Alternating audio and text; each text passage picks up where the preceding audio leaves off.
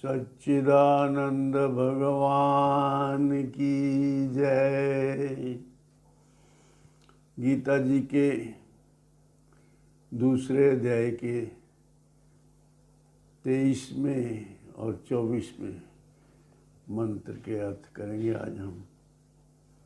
23वां मंत्र है, नैनम छिन्दन्ति शस्त्राणि नैनम दहति पावका न चैनम क्लेद्यन्त्यापो न शोषयति मारुता अच्छेद्यो मदाह्यो मक्लेद्यो शोष्य एव च नित्य सर्वगतः स्थाणु रचलोयम सनातन।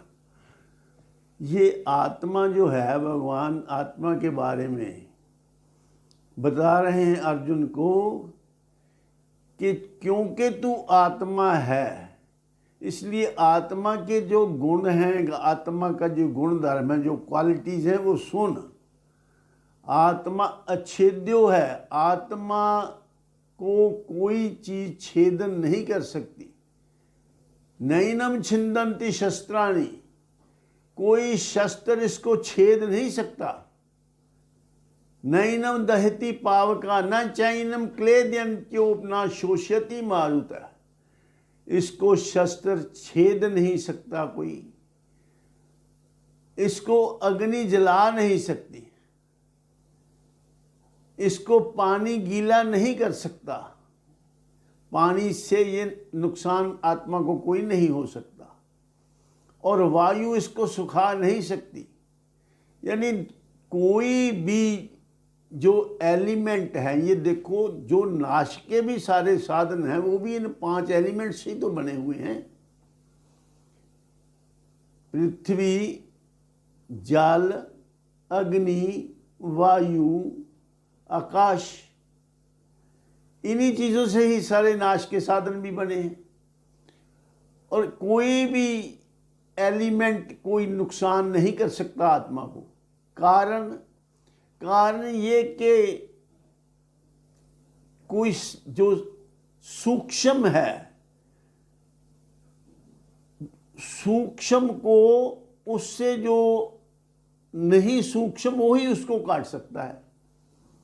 तलवार जो है वो स्पेस को कोई नुकसान नहीं पहुंचा सकती।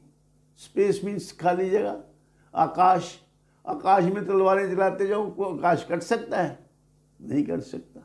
पानी भी नहीं कट सकता तलवार से। यानी जो चीज सूक्ष्म है उसको कोई उससे जो नहीं सूक्ष्म वो काट नहीं सकती। स्थूल जो है वो सूक्ष्म को काट नहीं सकता, ये नियम है। तलवार स्थूल है, तलवार से पानी जो है वो सूक्ष्म है, पानी को नहीं काट, पृथ्वी को काट सकती है तलवार, लेकिन पानी को नहीं काट सकती, हवा को नहीं काट सकती, स्पेस को नहीं काट सकती। इसलिए नियम ये है कि जो स्थूल है वो सूक्ष्म को नहीं नुकसान पहुंचा सकता। तो आत्मा सूक्ष्म से भी सूक्ष्म है। आत्मा से सूक्ष्म और कुछ नहीं है। सूक्ष्मतम आत्मा है, उससे सूक्ष्म और कुछ नहीं है। सूक्ष्म में स्थूल समा सकता है, आत्मा में सब कुछ समाया हुआ है। ये 5 भूत भी आत्मा में समाये हुए हैं। आत्मा सबका आधार है। तो इसलिए कोई भी इन 5 भूतों से कोई भी जो शस्त्र बना है वो आत्मा को नुकसान नहीं पहुंचा सकता किसी प्रकार से भी। सारे एटम बम मिलकर भी आत्मा का नाश नहीं कर सकते। आत्मा का स्वभाव ही अविनाशी है। आत्मा नाशवान है नहीं, अपरिवर्तनशील है, इसमें कोई परिवर्तन हो नहीं सकता। ये इसका गुण धर्म ही ये है। इसको कौन नुकसान पहुंचा सकता है? तो जो ये नुकसान पहुंचाने वाले साधन हैं, ये उसी को ही नुकसान पहुंचा सकते हैं जो इनसे बना है। 5 तत्वों से सारा संसार बना है, तो जो बना है वही बिगड़ सकता है। जो बना ही नहीं कहीं वो क्या बिगड़ेगा, कैसे बिगड़ेगा? आत्मा कहीं बना नहीं है, किसी में बना नहीं है, किसी से बना नहीं है, तो इसको कोई भी नुकसान नहीं पहुंचा सकता, कोई इसको किसी प्रकार से हानि नहीं कर सकता।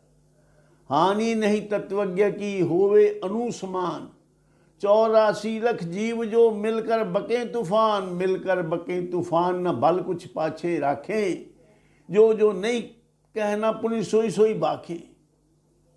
कह गिरधर कविराय, तपे भानु और बरसे पानी, चले पवन 49 व्योम की होए न हानि। इसकी कोई हानि नहीं हो सकती, चाहे कितनी हवा चले, कितना तेज सूरज आग बरसाने लगे, किसी प्रकार भी इसकी कोई हानि नहीं हो सकती।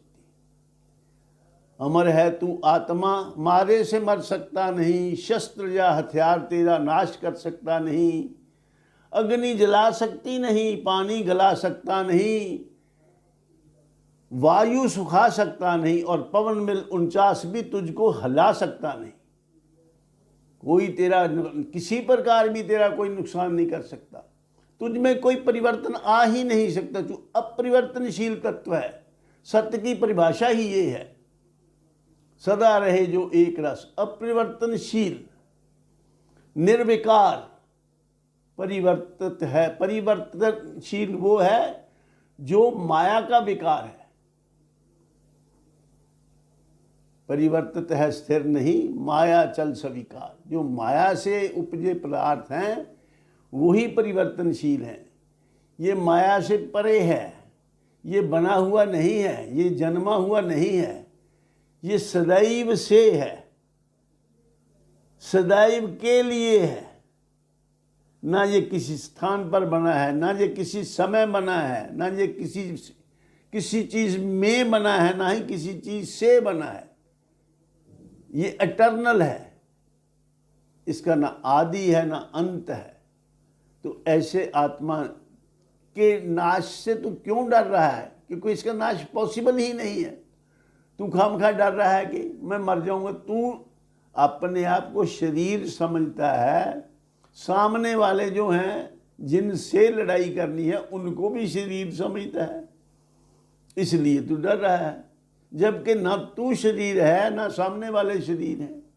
शरीरधारी हैं हम सब ने शरीर को धारण किया हुआ है, हम शरीर नहीं है।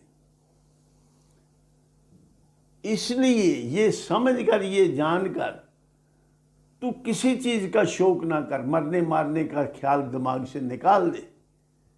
न तू मर सकता है, न तू किसी को मार सकता है आत्मा की दृष्टि से।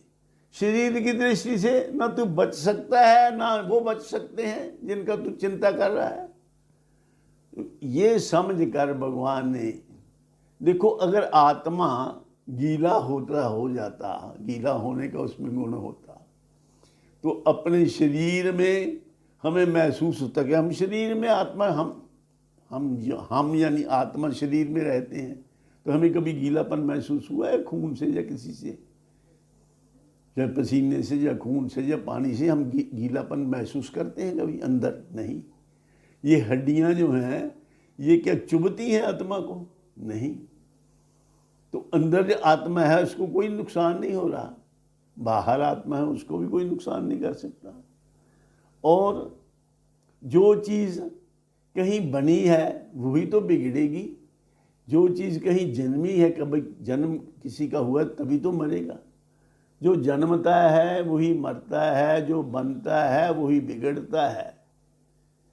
आत्मा न कभी जन्मा है न कभी मरेगा। ऐसे आत्मा को जानकर तू शोक ना कर और युद्ध के लिए तैयार हो जा, खड़ा हो जा। तू इन शरीरों को मार, आत्मा को तो ना तू मार सकता है, ना आत्मा कभी किसी से मर सकती है। क्योंकि ये भी आत्मा है और तू भी आत्मा है। इस ज्ञान का आश्रय लेकर तू अपने कर्तव्य का पालन कर। तू मरने मराने की बात छोड़, ना तू किसी को मार सकता है ना तुझे कोई मार सकता है। तू तो इस समय तेरा क्या कर्तव्य है उस पर नज़र रख। लड़ाई की स्थिति है, सामने तेरे वो तुझे मारने के लिए खड़े हैं और तू बातें करता है कि वो मर जाएंगे, मुझे पाप लग जाएगा, मैं मर जाऊंगा। कोई नहीं मरने वाला।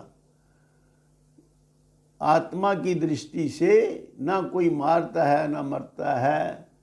इस ज्ञान का आश्रय लेकर अपने कर्तव्य का पालन करने हेतु उठ के खड़ा हो जाओ और युद्ध कर। इस प्रकार भगवान उसको ज्ञान देकर, क्योंकि अर्जुन था जो उस वक्त अर्जुन की स्थिति ऐसी हो गई थी, इंडिसिसिव हो गया था। उसको यही नहीं पता चलता था कि इस वक्त मैं क्या करूं। अपने कर्तव्य का उसको बोध नहीं था। तभी तो उसने भगवान से कहा कि मुझे पता नहीं चलता कि मैं क्या करूं, मेरे लिए क्या ठीक है क्या गलत है मुझे पता नहीं। कार्पण्य दोषोपहत स्वभाव पृच्छामि त्वाम धर्म सम्मूढ़ चेता यच्छेयस्यान् निश्चितम ब्रूहि तन्मे शिष्यस्ते हम शादी माम त्वाम प्रपन्नम।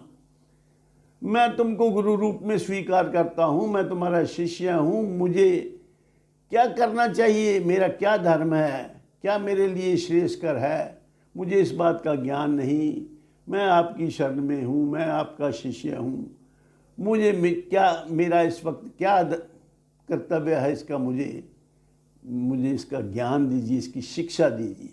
जब गुरु रूप में स्वीकार किया, शरणागति स्वीकार की, और पहले तो वो अपने भगवान को ये समझता था कि ये तो मेरा मित्र है, ये मेरा रिश्तेदार है। जब गुरु माना तो गुरु कृपा से फिर ज्ञान की वर्षा भगवान ने इसके ऊपर की और उसका सारा मोह भ्रम दूर करके उसको युद्ध के लिए तैयार कर दिया। इन्हीं शब्दों से मैं अपनी वाणी को विराम देता हूँ और आप सबके कल्याण की कामना करता हूँ। भगवान आपके जीवन में सुख शांति और खुशियाँ बनाए रखे। सर्वे भवन्तु सुखिनः, सर्वे सन्तु निरामया, सर्वे भद्राणि पश्यन्तु मा कश्चित् दुःखभाग् भवेत्। ओम शांति शांति शांति।